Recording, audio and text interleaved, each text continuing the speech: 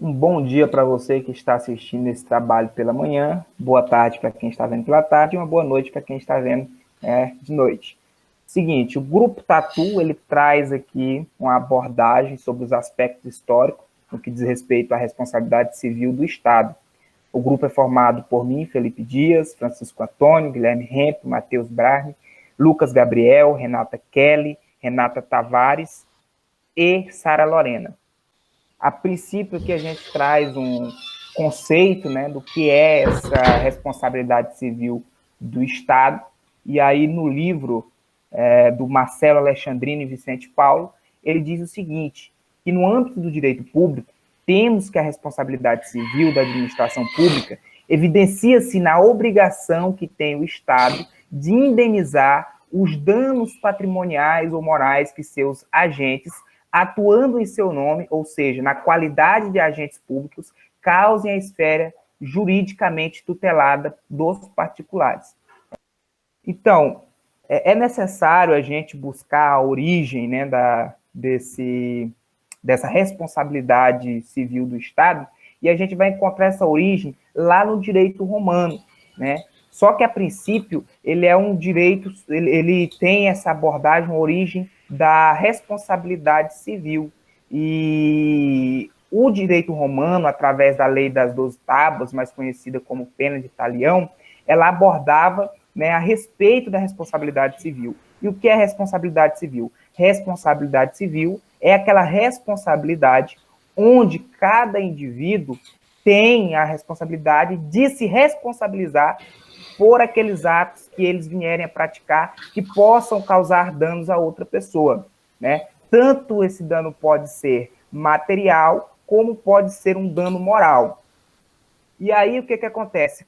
No direito romano, esse tipo de solução, esse tipo de problema, era resolvido através dessas leis que caracterizava-se em olho por olho, dente por dente, né? A própria sociedade resolvia dessa forma, uma forma branda.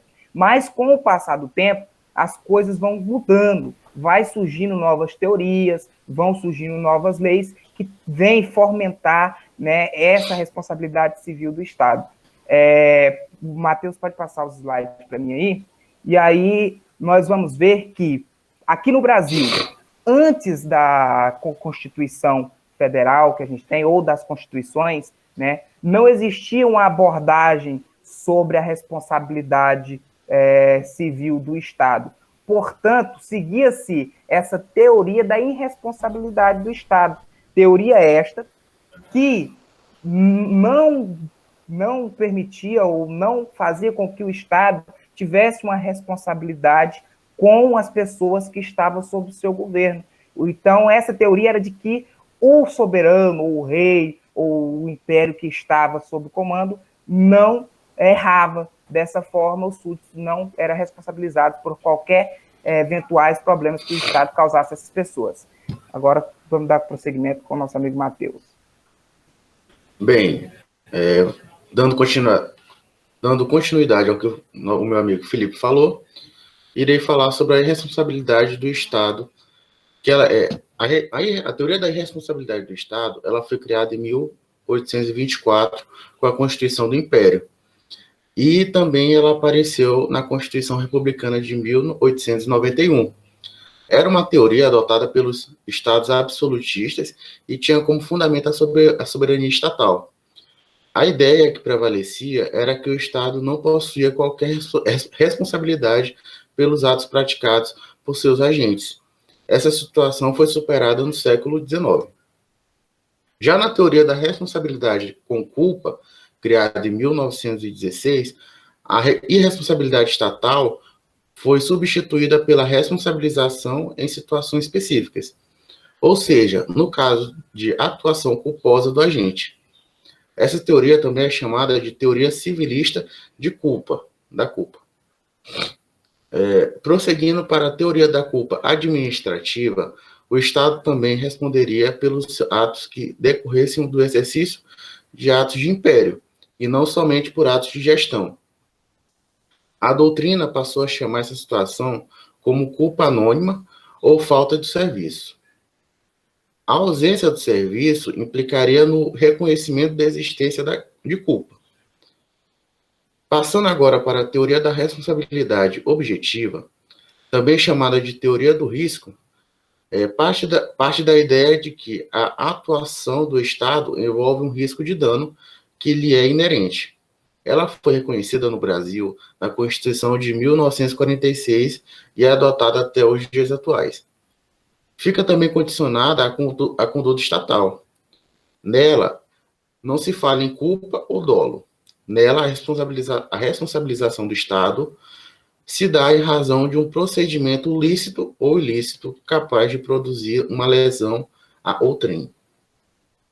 Passando agora para o meu amigo Guilherme, que vai dar continuidade no trabalho. Muito bem. Então, conforme os nossos colegas explanaram aí acerca da historicidade e das teorias que evoluíram, né, a gente entende, então, essa necessidade de, na Constituição, dependendo do momento, dependendo da sociedade, a necessidade de também se evoluir, de se trazer a cada fase da sociedade a Constituição que se alinhe realmente aos anseios de toda a sociedade através da Constituição da República.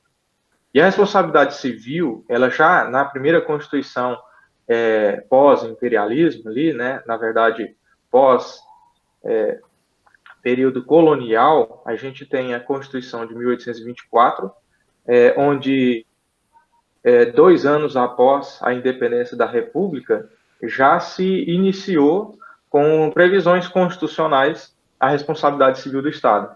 A responsabilidade civil do Estado, na Constituição de 1824 e 1891, ela era praticamente aplicada somente ao agente público, aquele que estava exercendo, né, os empregados públicos, com uma pequena diferença. Em 1824, a Constituição ainda regia sobre o imperialismo, e já em 1891, o agente do presidente da República já era ali presente. E em 1824, o agente público, né, o funcionário público, ele era mais responsabilizado do que o próprio Estado, e o imperador não tinha aplicação de culpa nenhuma a ele. Já na Constituição da República havia a prescrição, né, então, de culpa para o presidente da República. E a gente pode ver, então, que os empregados públicos, eles eram estritamente responsáveis por abusos, omissões e práticas, na prática, né, de suas funções. Percebendo aqui uma alteração somente nas Constituições de 34 e 37, porque em 1916 se instituiu o Código Civil, né, onde falava-se sobre a solidariedade, a responsabilidade, ela era solidária entre o funcionário público e a fazenda, seja ela nacional, estadual ou municipal, né, em decorrência de qualquer prejuízo que viesse ocorrer por omissão, abuso, né, ou negligência no exercício do cargo público. Com a Constituição de 46, nós saímos da fase subjetiva e passamos para a fase objetiva. Conforme o nosso colega Matheus exemplificou nas teorias aí, a objetiva, ela já parte aí de uma responsabilidade onde, com a modernização da sociedade, né, precisava não somente provar a culpa, né, para poder resolver os conflitos advindos do Estado, né? A responsabilidade, ela aí começava a partir de alguns fundamentos, de alguns princípios, como da legalidade, da igualdade, né? Então, em 46, foi adotado o princípio da responsabilidade em ação regressiva. Se movia a ação diretamente contra a pessoa pública, né, a pessoa jurídica de direito público, sendo aí em qualquer uma das esferas da justiça, federal, estadual, municipal, e não contra o funcionário público diretamente, embora ele que tivesse, de fato, sido causador do dano, aí quem iria responder já era a pessoa jurídica, o Estado era réu na ação, né? E aí, então, podendo requerer a citação do funcionário, se houvesse causalidade, né? Uma grande novidade da Constituição é a responsabilização de forma objetiva da pessoa jurídica, né, de direito privado que presta também serviço público.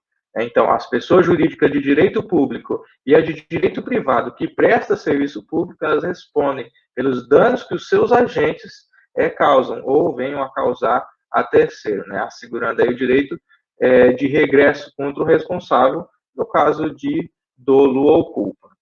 Então, encerramos aqui a nossa abordagem histórica a respeito da responsabilidade civil do Estado, tendo em vista que há, sim, uma grande necessidade de observarmos essa historicidade que identifica cada período da sociedade que está vivendo. Muito obrigado a todos pela atenção e encerramos aqui o nosso trabalho.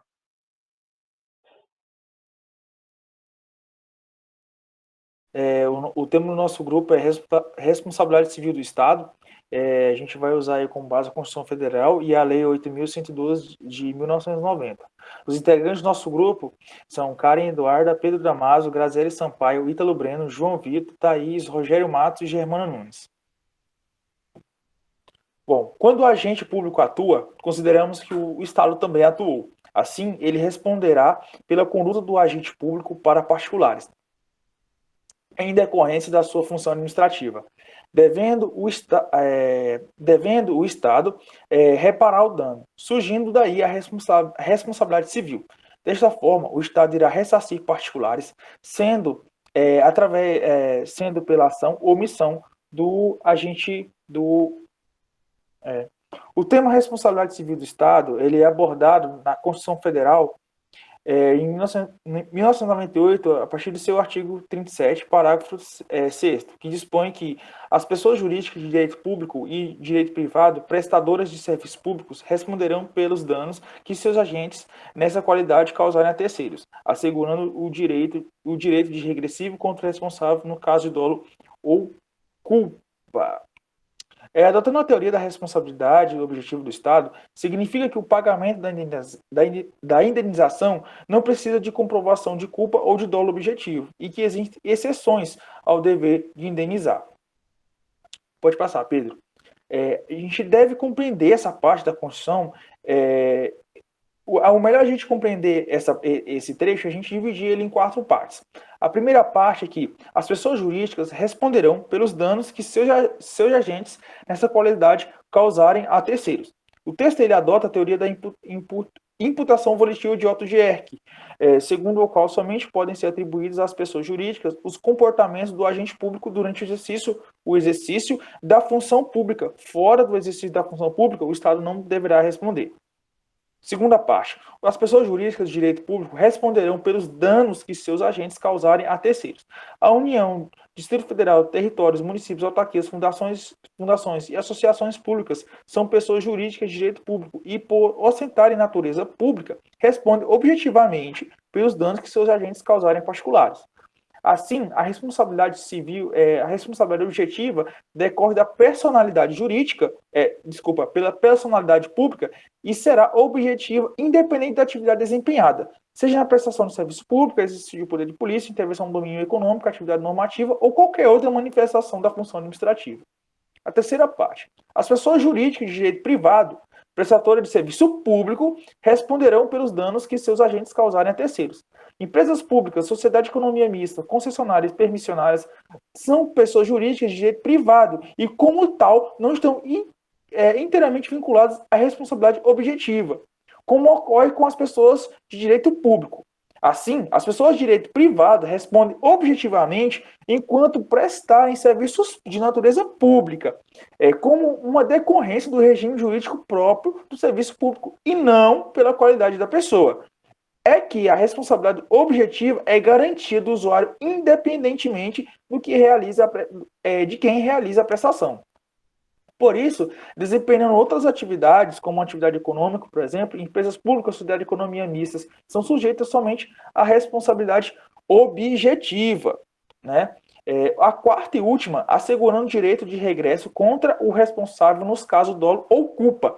A Constituição Federal ela prevê a utilização da ação regressiva contra o agente, mas somente nos casos de dolo ou de culpa. Assim, a A responsabilidade do agente público é subjetiva, pois pressupõe a existência de culpa ou de dolo. Pode passar, Pedro. O artigo 37, no seu parágrafo 6º da Constituição, a teoria da imputação volitiva de Otto Gierke. Gierke ele formulou essa teoria do órgão, segundo a qual as pessoas jurídicas expressam sua vontade através de seus próprios órgãos, titularizados por seus agentes, pessoas humanas, na forma de sua organização interna. O órgão é parte do corpo e entidade, e assim, todas as suas manifestações de vontade são consideradas como da sua própria identidade. Compreendemos assim que a CF ela adotou expressamente a teoria da imputação volitiva de Otto Gierke ao afirmar no artigo 37, parágrafo 6º, que as pessoas jurídicas respondem pelos danos que seus agentes, nessa qualidade, ou seja, na qualidade de agente, causarem a terceiros. De acordo com Maza, essa postura implicará três principais objetivos. Pode passar, Pedro. 3 principais consequências, que são elas. A primeira, impede a propositura de ações indenizatórias diretamente contra a pessoa física do agente se o dano for causado no exercício da função pública, procedente do STF. Impossibilita a segunda parte, impossibilita a responsabilização civil do Estado se o dano foi causado pelo agente público fora do exercício da sua função pública. O exemplo disso é um policial de folga que atira no vizinho por algum problema particular, por alguma briga particular dele. Terceira e última, autoriza a utilização das prerrogativas do cargo somente nas condutas realizadas pelo agente durante o exercício da função pública. Desse modo, as prerrogativas funcionais não são dadas instituem personae, não acompanham a pessoa do agente público o dia todo, para onde ele for, fora do horário de expediente, no trânsito, em casa, o agente está temporariamente desacompanhado das prerrogativas especiais decorrentes da sua função pública, sob pena de cometer excesso do poder ou desvio de finalidade. Isso aí é a famosa carteirada que a gente vê aí acontecendo, acontece muito aí no Brasil, né? Bom, pode passar, Pedro. As 5 teorias decorrentes do artigo 37 na Constituição. O artigo 37 ele é fundamentalmente normativo de 4 teorias fundamentais em material de responsabilidade do Estado. A primeira teoria é a teoria da responsabilidade objetiva do Estado, na referência do termos agentes, danos e causarem. Essas palavras expressamente ali no trecho. Residem, respectivamente, nos 3 requisitos da teoria subjetiva, que fundamentam a responsabilidade estatal. O ato, o dano e o nexo causal. Teoria da imputação volitiva de Otto Gierke, foi o que a gente já havia falado. Ao dizer que as pessoas jurídicas respondem pelos danos que seus agentes nessa qualidade causaram a terceiro, o dispositivo adota especialmente a teoria de Gierke. Terceira teoria do risco administrativo. A Constituição ela optou pela adoção de uma variante moderada de responsabilidade estatal. A teoria do risco administrativo, tal teoria reconhece que é o excludente do dever de indenizar como culpa exclusiva da vítima, força maior e culpa de terceiros. Quarta e última, teoria da responsabilidade subjetiva do agente. A responsabilidade pessoal do agente público, apura na ação regressiva, pressupõe a comprovação da culpa ou dolo, sendo por isso subjetiva e não objetiva, como a gente já havia falado. João? Boa noite. Aqui falar sobre o que se trata da Lei 8.112 de 1990. Bom, ela dispõe de um regime jurídico dos servidores públicos civis da União, das autarquias e das fundações públicas e federais. Nesse sentido, essa lei é um manual de guia dos direitos e deveres em relação às atribuições e funções do funcionário público no exercício do seu cargo na administração pública. É importante ressaltar que essa lei é um regime jurídico único dos servidores públicos federais, no qual foi editado os termos 39 da Constituição Federal. O artigo 39 da Constituição Federal prediz que o Estado, o Distrito Federal e os municípios instituirão, no âmbito da sua competência, um regime jurídico único e plano de carreira para servidores da administração pública direta e autarquia das fundações. É importante destacar que a Lei 8.112 de 1990 diz sobre a norma do âmbito federal, ou seja, que é aplicável na forma da forma exclusiva da União, se não se aplica aos direitos dos municípios.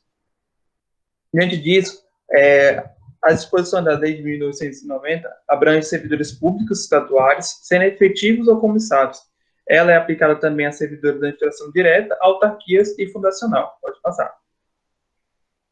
As exceções. As exceções da Lei de 8.112, de 1990, não é aplicada, como, por exemplo, os encarregados públicos, aos quais se submetem à consolidação das leis de trabalho, da CLT. E também não se aplica às empresas públicas e sociedade de economia mista. Pode passar. Bom, responsabilidades. Sobre as responsabilidades, destaca-se o artigo 121, no qual o mesmo traz o seu texto as seguintes informações. O mais importante a destacar é o primeiro parágrafo, como eu disse, do artigo. O servidor é responsável civil e penalmente e administrativamente pelo exercício irregular das suas atribuições. Também, a outra parte importante destacar é que, no que diz a respeito do servidor responder de forma civil e enquadra prejuízos causados a etário ou a terceiros, tanto por dolo como por culpa. O artigo 122, nele prediz a responsabilidade civil decorre do ato comissivo e omissivo, doloso ou culposo, que resulta em prejuízo hereditário ou a terceiros, reforçando o artigo 121. Os demais parágrafos do 122 reforçam também a obrigação de indenização e também como ele responderá a prejuízos em terceiros.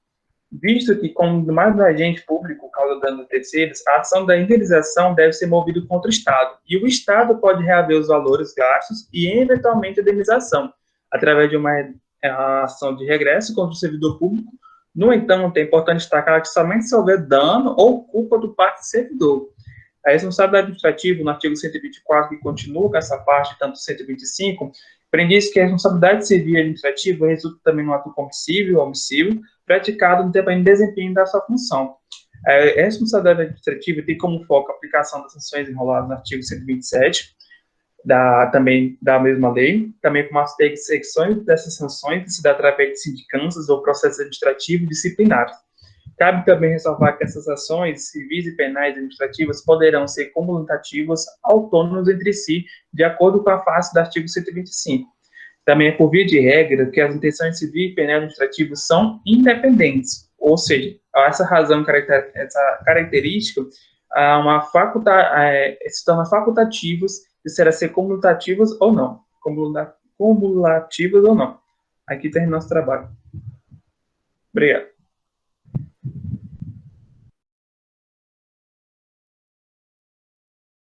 Hoje nós vamos estar falando um pouco das causas de exclusão da teoria do risco. O grupo ele é composto pelo Elcivan, a Fernanda, o Leonardo, eu, Rafaela, a Rafaela Kleisman, a Estela e a Vaniele. Bom, o ordenamento jurídico ele estabelece as normas necessárias para um bom convívio em sociedade. Então, essas normas elas cuidam da responsabilidade civil e garantem a reparação de danos por meios amigáveis ou judiciais.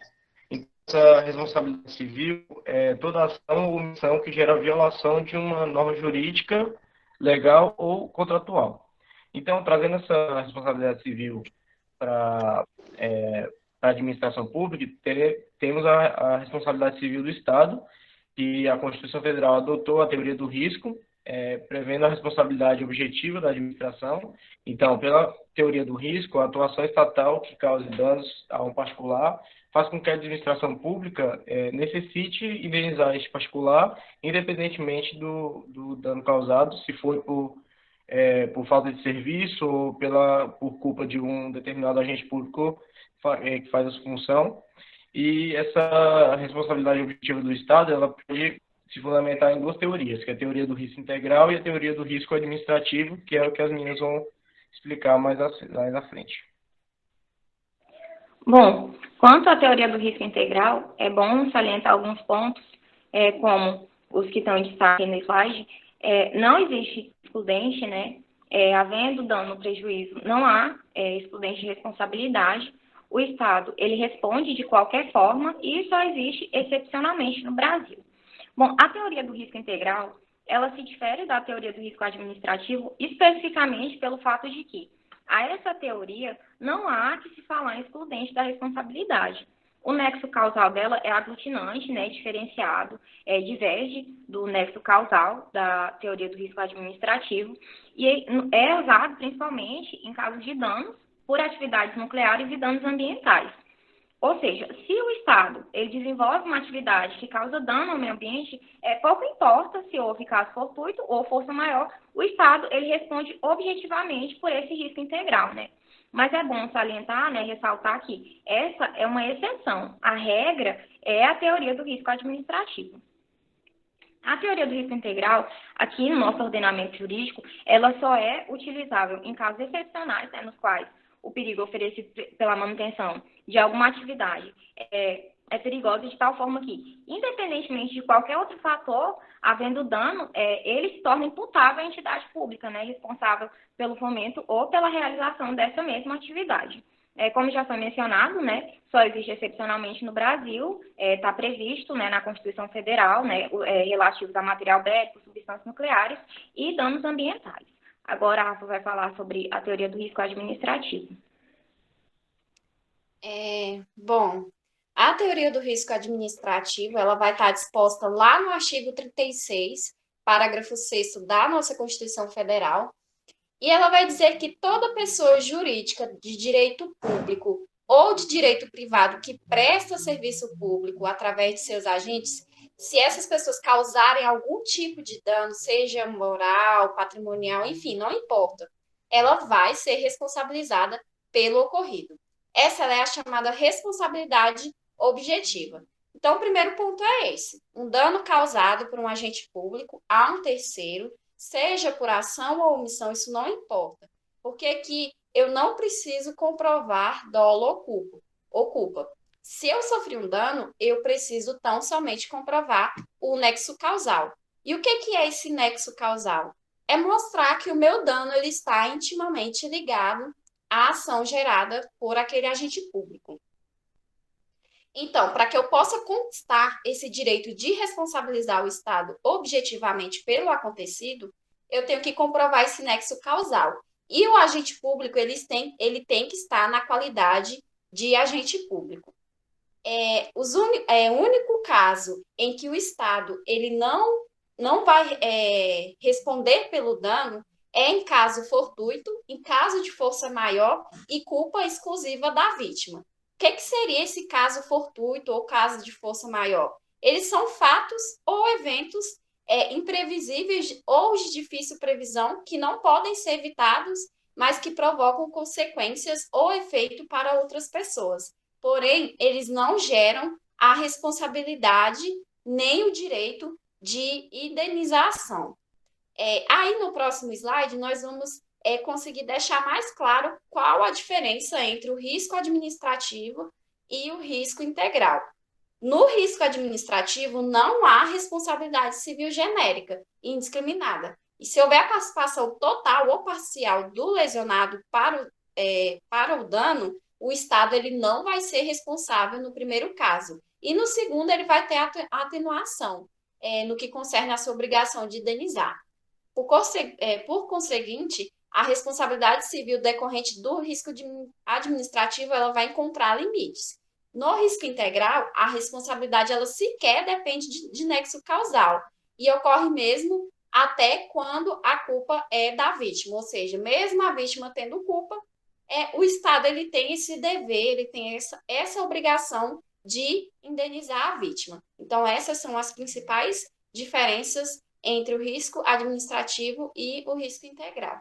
Essa foi a nossa apresentação. Ele é um tema bem tranquilo, né? Não tem muito, assim, muita dificuldade de entendimento, e é isso.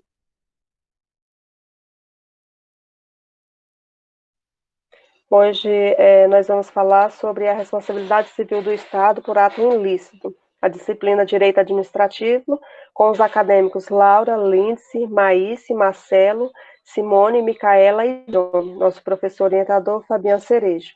Eu passo agora para minha colega Laura, ela vai falar sobre o conceito. Pode passar o slide, Simone, por favor. Bom, o objetivo da instituição legal de responsabilidade civil é revisar a obrigação de reparar os danos causados aos bens jurídicos protegidos. Só que, para atribuir a responsabilidade do Estado, deve haver um dano causado por fatos administrativos, sendo necessária também a causalidade, que é um elemento objetivo para comprovar a relação causal entre o comportamento e o dano. comprovando que os atos atribuídos do Estado causaram realmente o dano. Mas é importante destacar que a obrigação de indenizar não ocorre apenas de relações administrativas, mas também de relações legislativas e judiciais. E essas atividades administrativas são projetadas para satisfazer os interesses públicos, mas pode acontecer do Estado causar danos aos gerenciados. Por isso que deve compensá-los como uma forma de reparar esses danos. E assim, todas as pessoas jurídicas que são regidas pelo direito privado e prestam serviços públicos autorizados pelo Estado também estão incluídas na ordem constitucional que define as responsabilidades do Estado. O que acontece é que essa dinâmica levou de encontro a um outro problema, que é cada vez mais frequente, que são os danos causados pelo Estado no exercício legal do seu poder e dever, se tornando impossível assegurar que mesmo os atos legais, que são os atos lícitos, praticados em conformidade com a lei, não possam acarretar danos ao cidadão. São muitas essas situações em que o Estado, ainda que ilegítima e ilegalmente, agindo em nome do interesse coletivo, traz prejuízos ao cidadão ou a algum grupo, e assim que se comprovado esse dano, se faz necessária a indenização. Pode ir, Mica. Boa noite. A evolução histórica da responsabilidade do Estado aplicava-se à interpretação do termo soberania em sua acepção mais larga, no sentido mesmo de exercício absoluto de poder, mesmo que com culpa manifesta e com constante deformidade, mesmo que dolosamente. E a responsabilidade do Estado, ela divide-se em duas grandes vertentes, que são elas temperadas por motivo de ordem privada civilista e outra, no caso, por motivos de ordem pública eminentemente social. Agora eu vou passar para Simone. Olá, eu vou falar sobre os atos lícitos e os atos ilícitos. A responsabilidade civil do Estado é o dever de reparar danos, dever de indenizar. Quando falamos da responsabilidade civil, significa que alguém causou um dano e essa pessoa que sofreu o dano quer ser indenizada, quer ser ressarcida. A responsabilidade civil está consagrada na Constituição Federal. É uma responsabilidade objetiva, ou seja, basta que esteja configurada o dano e um nexo de causalidade, para que o Estado, então, seja responsabilizado. Não é necessário apurar até então se houve dolo ou culpa do agente público que causou esse dano, conforme o artigo 37, parágrafo 6º da Constituição Federal. Nesse primeiro momento, a responsabilidade é objetiva. Já em um segundo momento, teremos a responsabilidade do agente público frente à administração. Ou seja, nesse segundo momento, temos a responsabilidade subjetiva. É verificado se o agente teve dolo ou culpa para que ele seja responsabilizado. A responsabilidade pode ocorrer tanto de uma conduta lícita como de uma conduta ilícita. Conduta lícita, por exemplo, quando o Estado está prestando um serviço e acaba causando um dano ao particular. E conduta ilícita, um agente público, no exercício de suas funções, acaba atingindo um veículo, por exemplo, de um particular e causa um dano. Essa responsabilidade pode ocorrer também tanto de uma ação quanto de uma omissão do Estado. Um exemplo de omissão é quando uma pessoa acaba morrendo em uma fila de hospital aguardando atendimento. Já foi pacificado pelo STF que não cabe ação direta contra o servidor. A ação tem que ser contra o Estado, que posteriormente cobrará a conta do servidor em caso dele ter dolo ou culpa nessa responsabilidade. Eu passo agora para a fundamentação com a nossa colega Lindsay. Boa noite a todos. A Constituição da República Federativa do Brasil, como a Simone já disse, no artigo 37, parágrafo 6, relata que as pessoas jurídicas de direito público e as de direito privado, prestadoras de serviços, públicos responderão pelos danos que seus agentes nessa qualidade causarem a terceiros, assegurando o direito de regresso contra a responsável nos casos de dolo ou culpa. Em razão disso, a Constituição adota a teoria da responsabilidade objetiva estatal, de que basta o ato ou a omissão, o dano e o nexo da causalidade, sendo desnecessária a perquirição sobre a intenção do agente, né? E é importante mencionar, né, que o julgado do Supremo Tribunal Federal, em ação de indenização ajuizada por particular contra o município, em razão de danos decorridos da construção de um viaduto, pelo qual a responsabilidade civil do Estado é responsabilidade objetiva, com base no risco administrativo que admite pesquisa em torno da culpa do particular, para o fim de abrandar o mesmo e excluir a responsabilidade estatal. Ocorre, em síntese, diante dos seguintes requisitos. O primeiro, do dano, da ação administrativa, e desde que haja nexo causal entre o dano e a ação administrativa. A consideração, no sentido da licitude da ação administrativa, é irrelevante, pois o que interessa é isto: sofrendo o particular um prejuízo em razão da atuação estatal, regular ou irregular, no interesse da coletividade. É devido à indenização que se assenta no princípio da igualdade do ônus e dos encargos sociais. Passo agora para a Laura. Finalizando a apresentação, foi possível compreender que o artigo 37, parágrafo 6º da Constituição, relata que as pessoas jurídicas de direito público e as de direito privado, prestadoras de serviços públicos, responderão pelos danos que seus agentes causarem a terceiros. Então, a responsabilidade estatal por atos lícitos é objetiva, independente da concorrência de qualquer tipo de culpa, negligência, imperícia ou imprudência. Assim, o foco da ordem jurídica não é sancionar a conduta, mas sim reparar o dano causado, ainda que por conduta lícita. Então, para a responsabilidade estatal, bastam apenas o dano indenizável, o ato ou a omissão estatal lícito ou ilícito e o nexo de causalidade. E assim finalizamos a nossa apresentação. Obrigada. Boa noite, gente. Obrigada a todos.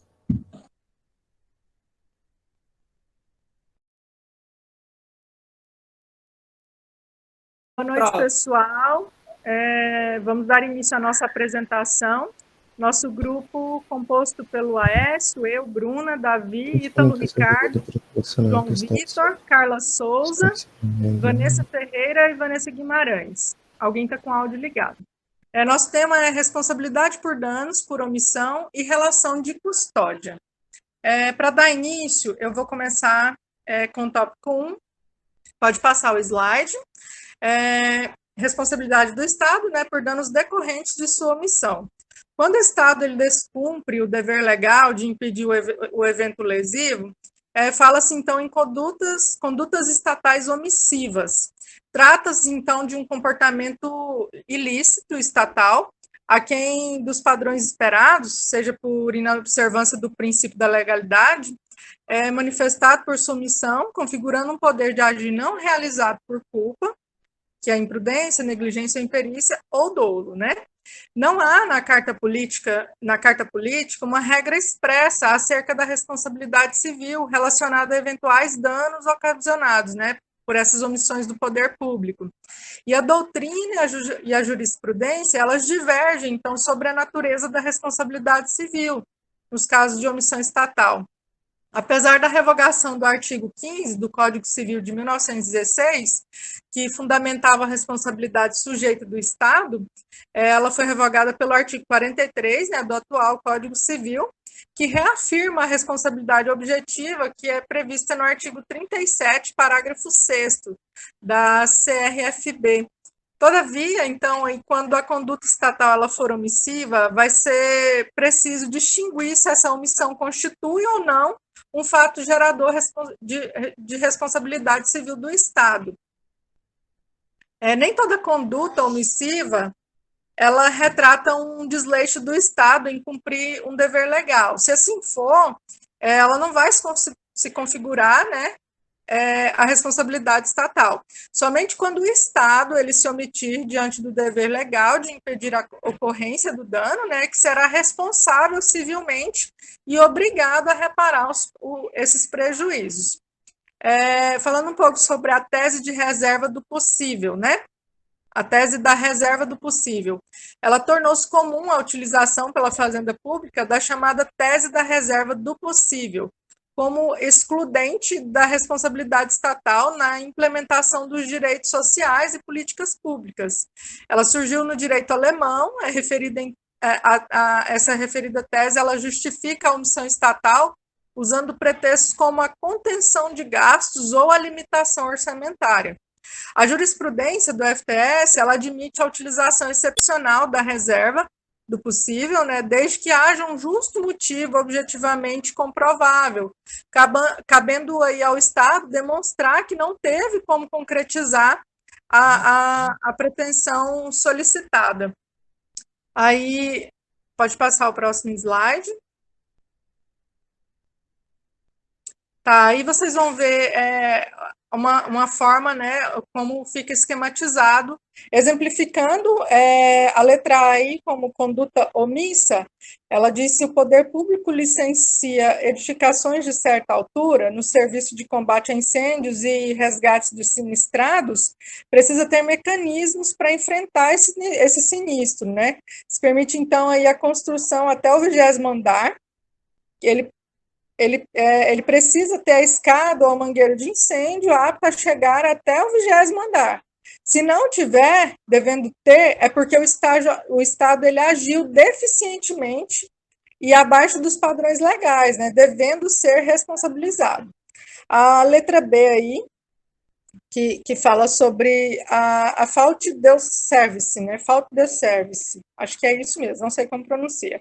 Se cabe ao Estado a função de desobstruir as galerias de água pluviais e este de forma omissa ou negligente, né, não o fez, acarretando a inundação danosa, deverá responder por seu comportamento aquém dos padrões legais esperado.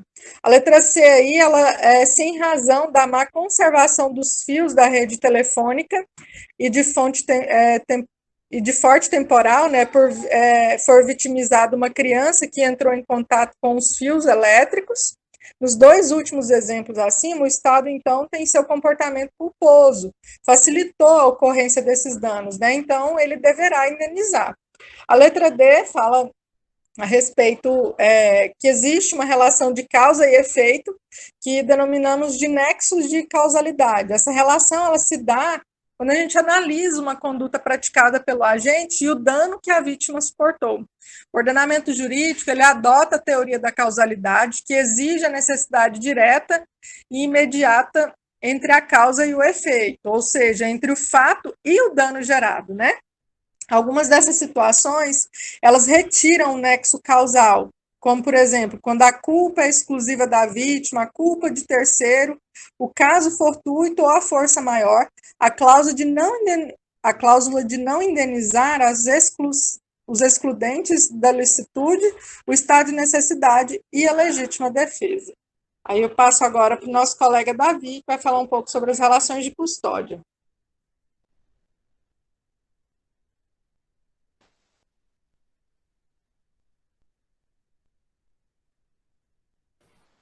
Dando continuidade aí, nosso colega Davi teve um probleminha no áudio e eu vou dar continuidade, então, em relações de custódia. A teoria da responsabilidade estatal ela foi basicamente desenvolvida para solucionar questões envolvendo prejuízos patrimoniais experimentados em relações extracontratuais ou de sujeição geral, né? No entanto, é comum se indagar sobre os danos causados a pessoas e bens submetidos à relação de sujeição especial, conhecida também como relações de custódia. Nessas vinculações diferenciadas, a responsabilidade do Estado é mais acentuada do que nas relações de sujeição geral, à medida em que o ente público tem o dever de garantir a integridade das pessoas e bem custodiados, né? E por isso a responsabilidade estatal é objetiva, inclusive quanto a atos de terceiros.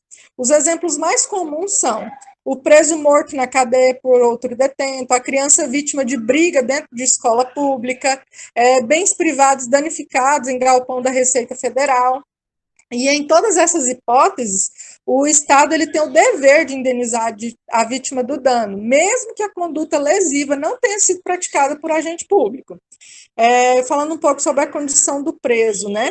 O preso ele encontra-se vinculado ao Estado por relação jurídica de sujeição especial, ensejando para o poder público um dever finalístico da preservação da sua integridade, né? No julgamento do RE 841256, Rio Grande do Sul, em 30 de 3 de 2016, o Supremo Tribunal Federal ele reafirmou a tese da responsabilidade do Estado quanto à morte do detento em caso de inobservância do seu dever específico de proteção previsto no artigo 5º da CF. Todavia, o julgado ele define algumas exceções ao dever de indenizar familiares de presos. Como diz, né, falta de nexo causal entre a omissão do Estado e o dano sofrido pela vítima, nas hipóteses em que o poder público ele ostenta o dever legal e a efetiva possibilidade de agir para impedir o resultado danoso. Se não for possível ao Estado agir para evitar a morte do detento, né, que ocorreria mesmo que o preso estivesse em liberdade, e nas hipóteses em que o poder público ele comprova a causa impeditiva na sua atuação protetiva do detento. Já se decidiu também pela responsabilidade do Estado com o dever de indenizar por dano moral decorrente das más condições do sistema penitenciário. Então, entendendo-se inaplicável, né, a teoria da reserva do possível. Agora eu passo para a nossa colega Vanessa, que vai concluir o nosso trabalho. Bem, partindo para as causas excludentes ou atenuantes, né, suavizadas da responsabilidade civil do Estado. Tem casos que a responsabilidade civil administrativa ela é excluída ou atenuada, né? Para isso é necessário analisar o nexo da causalidade, que foi pautado na teoria da responsabilidade objetiva do Estado e no risco administrativo. Situações como força maior, caso fortuito, culpa exclusiva ou concorrente da vítima e fato exclusivo de terceiro. Agora vai ter como uma explicação nos próximos slides. A força maior e o caso fortuito é quando ocorre o fenômeno da natureza, ou seja, dá para prever esses acontecimentos, mas no caso eles são inevitáveis ou estranhos à percepção humana, como por exemplo, que são os terremotos, os raios, as tempestades, dentre outros. Nessa situação, não está presente um nexo de causalidade. Dessa forma, o Estado justifica a elisão da sua obrigação de indenizar possíveis danos, pelo fato de ser incapaz de prever, que não tem como prever, né, o fenômeno da natureza. O caso fortuito configura-se quando o dano é gerado por algum ato humano. Culpa exclusiva ou concorrente da vítima. Nesse caso é quando é comprovado que a vítima concorreu com o Estado, né, de forma a gerar danos, né, e será atenuada a responsabilidade estatal na proporção dos danos causados. Ou seja, como o Estado não foi o único causador do dano, pois a vítima concorreu junto, não é só culpa do Estado, deve responder proporcionalmente.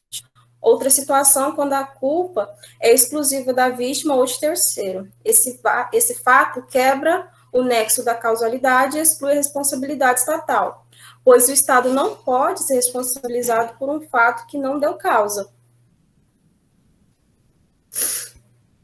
E partindo para o fato de terceiro, né, como já citei ali no outro slide, é quando há presença de terceiro agente, que atua ainda que indiretamente no resultado do danoso. Caso tenha contribuído totalmente, o Estado estará excluído de responsabilidade civil. Caso tenha contribuído parcialmente, aí o Estado responderá como coparticipação do resultado danoso. Aí, dessa forma, quando temos a quebra do nexo causal, o Estado é responsável por apresentar ou comprovar a sua exclusão de participação. Bom, pessoal, e é isso a nossa apresentação. Estaremos responsáveis em apresentar o tema Tese da Reserva do Possível e da Ação Indenizatória, da disciplina Direito Administrativo. Os acadêmicos são Artênio, Maria Adriana, Marília, Marcos e Paula Sabrini. É interessante falar sobre a questão do direito administrativo nesse tema, porque nós vamos citar exemplos que acontecem diariamente conosco e a gente não se dá conta do quanto nós somos lesados por essa situação de nós não sabemos usar os nossos direitos. E também em cobrar esses direitos, né? De aplicar esses direitos. O trabalho tem introdução, ele tem sua introdução. O trabalho tem como escopo a tese da reserva do possível e da ação indenizatória, onde o princípio da reserva do possível traduz-se como uma forma de se limitar à responsabilidade civil do Estado, no que tange especificamente à implementação de políticas públicas responsáveis pela efetivação dos direitos sociais. Os direitos que estão sob a reserva do possível, no sentido de que somente aquilo que é razoável pode ser exigido do Estado e, em última análise, da própria sociedade. Nós observamos como, por exemplo, em nosso serviço público, o Marcos é servidor público, a Maria Adriana é servidora pública, eu sou servidor público, e nós nos deparamos com situações que muitas das vezes nós não sabemos como cobrar isso do Estado, né? Exemplo, nós temos roubos com frequência dentro dos nossos ambientes institucionais, né, onde nós trabalhamos, hospital, no caso, tem roubo de moto, já houve esse caso, já tivemos caso de policial militar que teve sua arma roubada no Hospital Geral de Palmas, e o Estado tornou-se obrigado a ressarcir o bem ao policial militar. Fora outras situações que acontecem em empresas, como, por exemplo, a BRK, Energisa, enfim, requer que a gente tenha, como essa tese da reserva do possível, da ação indenizatória, como uma boa aplicabilidade da lei, junto que não somente o Estado ele tenha que aplicar uma política eficaz, um direito eficaz, mas que a sociedade também ela tenha a guarnição desses direitos para que ela não seja lesada, bem como o Estado também não seja lesado. Onde surgiu a teoria da reserva do possível? Ela advém da doutrina germânica, que, por sinal, houve até manifestação em aula sobre a escola, né, desse direito, em especial da Alemanha, manifestando-se no ano de 1970, sendo globalmente conhecida como reserva do financeiramente possível.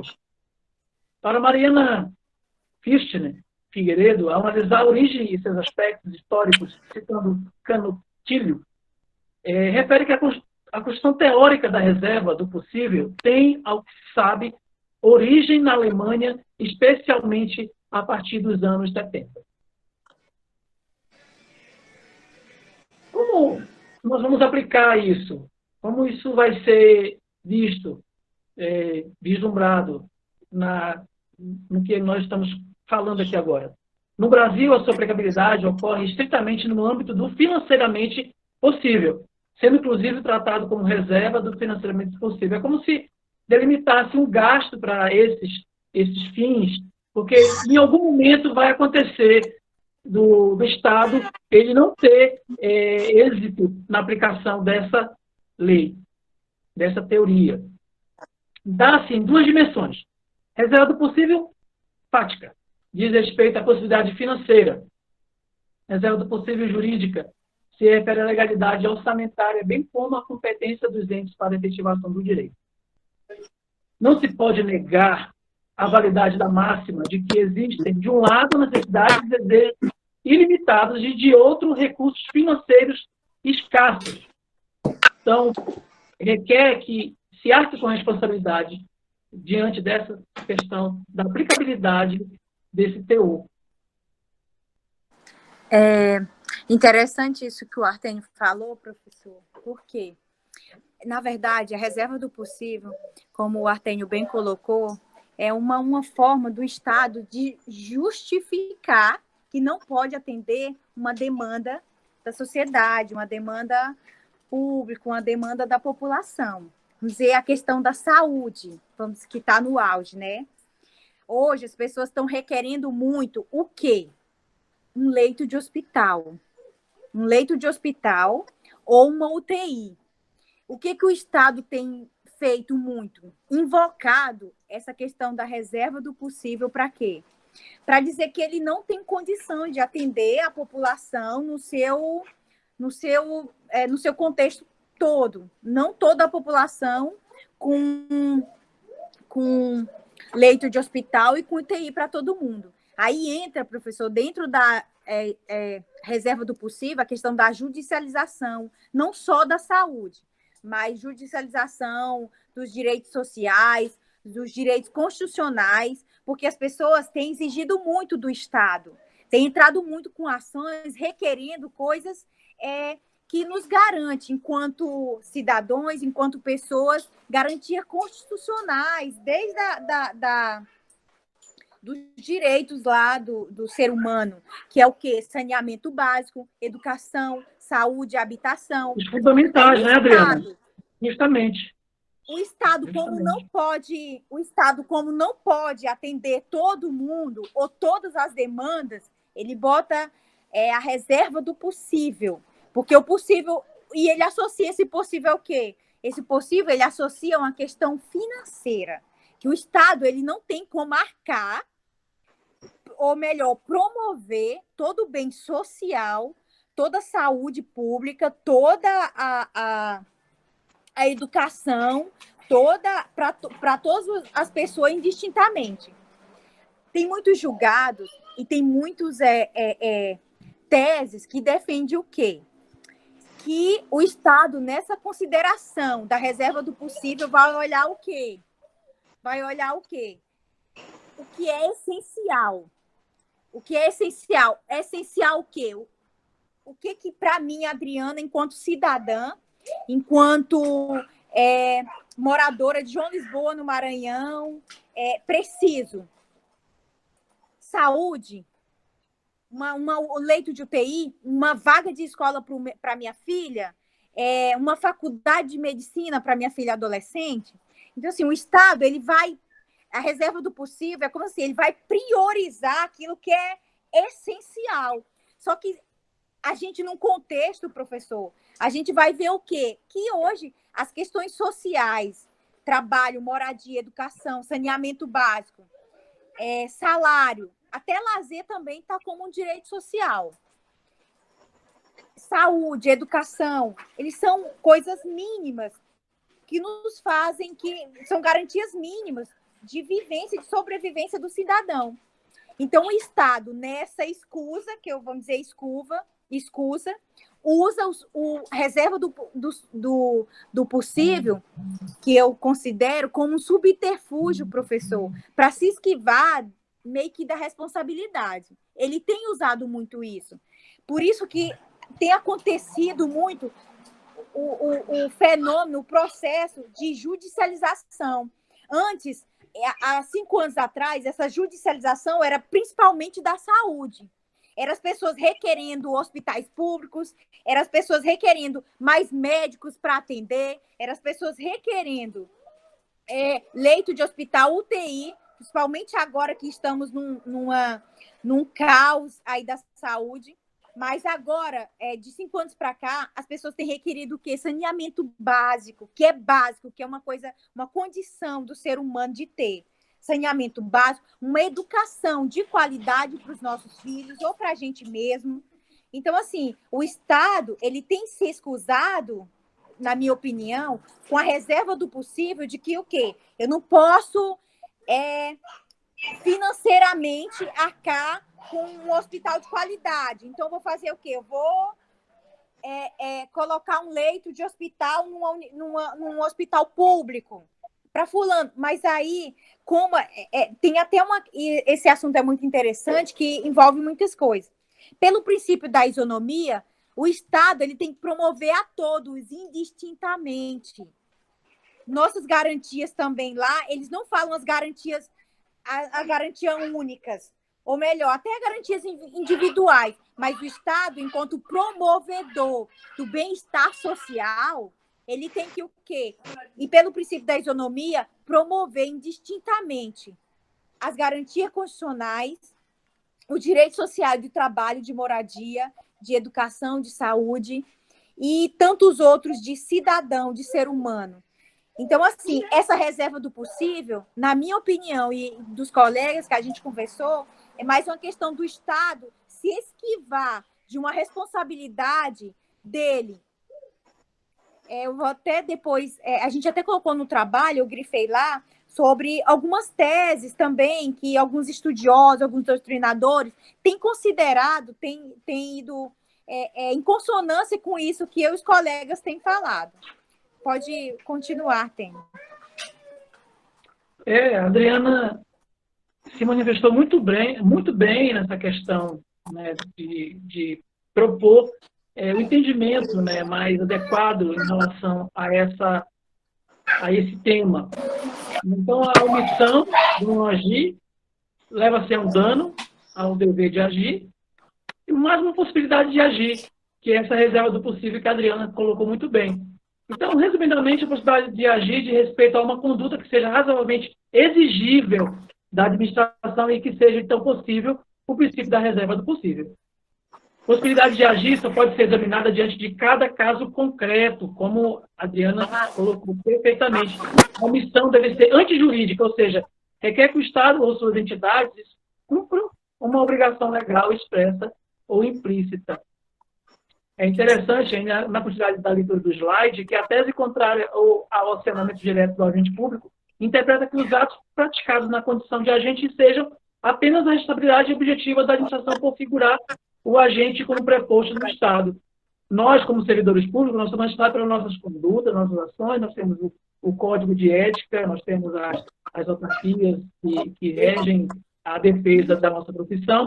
Contudo, nós, agentes, não iremos ser penalizados, vamos dizer assim, mas o Estado ele vai arcar com essa responsabilidade que nós, agentes públicos, fazemos na nossa conduta laboral, no nosso dia a dia, no nosso trabalho. Os defensores dessa tese argumentam não ser possível extrair do artigo 37 da nossa Carta Magna a impossibilidade do lesado voltar-se contra o agente público, já que todo sujeito de direito capaz é responsável pelos próprios atos. Assim, o interessado pode demandar o agente público, devendo comprovar o seu dolo ou culpa. Ainda que a responsabilidade do agente não seja objetiva, sendo essencial, comprovar a sua culpa em sentido amplo. Isso poderia até ser uma escolha interessante ao lesado, dependendo do valor, já que esse não se submeteria ao regime de pagamento por precatórios, como acontece com as pessoas jurídicas de direito público, que recentemente eu mesmo fui vitimado por essa questão aí, diante de uma situação que aconteceu em 2014, de um empréstimo que ocorreu e o Estado não arcou com a responsabilidade de repassar ao banco o que era contratado. Ou então, uma situação que tem um vazio na gestão, na parte administrativa, e que, exemplo, a delegacia de polícia requer que faça o exame, ad hoc, o médico faça esse exame de um preso, de uma custódia, mas não tem como fazer, porque o Estado tem que arcar com a presença desse pessoal no âmbito administrativo da Secretaria de Segurança Pública. E isso pode causar muito desconforto, como aconteceu recentemente em nosso hospital. E, por fim, nós queremos dar seguida que, na maioria, fixou a seguinte tese.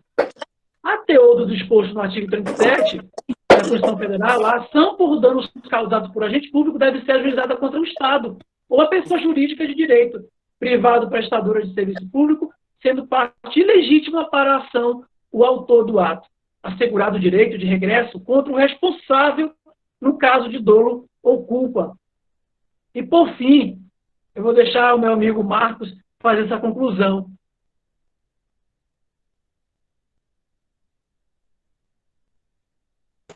Amigo Marcos? Oi.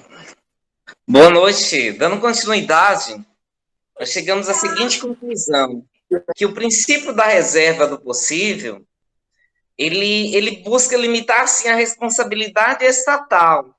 Porém, tais balizas, elas são estipuladas até mesmo pelos próprios limites orgânicos e financeiros de que dispõe o Estado. Assim, portanto, pode-se concluir que o referido princípio, ele prevalece a apreciação da realidade mediante a razoabilidade dos valores que estão em jogo na causa a ser julgada. A Maria queria completar mais algum exemplo? A decisão jurisprudência, Maria? Você dá um exemplo, né, Maria? É importante, né? Como você sempre faz. Maria, está fechado o seu áudio. Essa questão de indenizar é muito interessante e nos falta muito conhecimento, porque o Estado, como ele tem a responsabilidade de prover no seu sentido, enquanto ele responde objetivamente, lá na Constituição fala, a responsabilidade dele civil, objetiva. E isso nos ampara de quê? O Artênio bem colocou no início que quando ele deixa o carro dele lá no estacionamento, vamos dizer, do Hospital Geral de Palmas, no Hospital Geral do hospital onde ele trabalha, e foi lesado, a carteira dele foi levada, ou minha arma foi levada de dentro do estacionamento. O Estado, ele responde objetivamente. Ele tem a responsabilidade de me indenizar. Tem muitas ações nesse sentido. E quando volta essa questão da indenização, é interessante, porque, assim, não envolve só uma atuação do Estado, também envolve uma omissão dele. A atuação do Estado pode estar relacionada quando ele vai desapropriar uma cidade, ou desapropriar um local, uma propriedade, seja ela rural ou urbana. Ele tem o direito de indenizar. Da mesma forma, o cidadão, quando é lesado, por uma omissão do Estado, o que foi que o Estado omitiu no caso aí do Artênio? A segurança. A segurança é um princípio basilar da segurança. Ele se omitiu, vamos dizer, teve a omissão do Estado e não garantia a segurança enquanto o carro dele estava lá. Ele tem que responder de alguma forma objetivamente. Essa responsabilidade objetiva, eu vi muitos julgados interessantes falando no sentido de que o cidadão, ele entra em contação contra o Estado e não contra, vamos dizer, o hospital. Ele entra em ação contra o Estado, porque o Estado, no seu, o agente, vamos dizer, o hospital, no caso, eu, Adriana, policial, represento o Estado. Vamos no exemplo mais próximo, eu, Adriana, quanto policial. A minha atuação é com omissão ou qualquer outra falha que vai causar um dano a um cidadão, que vai causar uma lesão ao direito do cidadão, o cidadão ele não vai entrar com essa ação diretamente comigo, diretamente em mim, Adriana. Eu represento o Estado. Essa ação tem que ser para o Estado e o Estado vai, em ação regressiva, entrar contra mim, caso comprove que efetivamente eu agi com dolo e omissão enquanto funcionária pública. E essa questão de indenizar é muito peculiar porque, assim, o Estado, ele vai, de todas as formas, procurar se excusar de uma responsabilidade que, pela Constituição e pelas leis, é dele. Mas aí o cidadão, em suas... buscando reparar essa lesão no seu direito, ele vai entrar com ação e vai procurar, da melhor forma, o Estado indenizá-lo, seja em desapropriação, seja numa lesão do seu patrimônio, ou na supressão de um direito, ou num caso de... Me falhou agora a memória, que eu era um exemplo bem interessante que eu ia falar, mas estava bem próximo da indenização. Da indenização, da lesão ao patrimônio, da lesão a um direito. Então, assim, das licitações também. Eu vi muitos julgados no STF que o Estado tem garantido, respondido, indenizado os contratos de licitações que têm apresentado os fraudes, que o Estado, ele na sua responsabilidade, não conseguiu identificar, e isso lesionou um cidadão, muitos mesmo, principalmente no caso de licitação. Então, esse é meu exemplo. Tem uns agora, mas eu não estou lembrando. Exemplos excelentes. Por fim, professor, nós somos o grupo, parte do grupo que apresentamos o trabalho ao senhor como parte da avaliação 2, e finalizando o semestre, nós agradecemos a oportunidade de estudar mais uma vez com o senhor. Muito obrigado, boa noite